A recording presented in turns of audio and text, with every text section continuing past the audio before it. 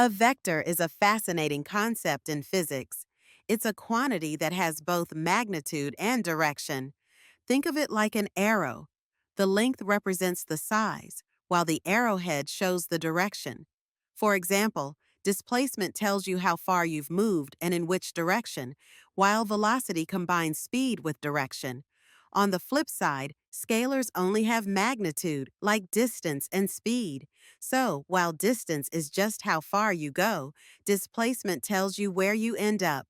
Understanding vectors is crucial for grasping forces and motion in our world. Vectors come in various types, each with unique characteristics.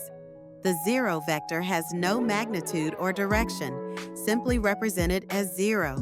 Then we have unit vectors, which have a magnitude of 1, like I, J, and K, along the X, Y, and Z axes. Equal vectors share both magnitude and direction. Think of two 5N forces pushing east. Opposite vectors have the same magnitude but point in opposite directions, like plus 10n to the right and 10n to the left.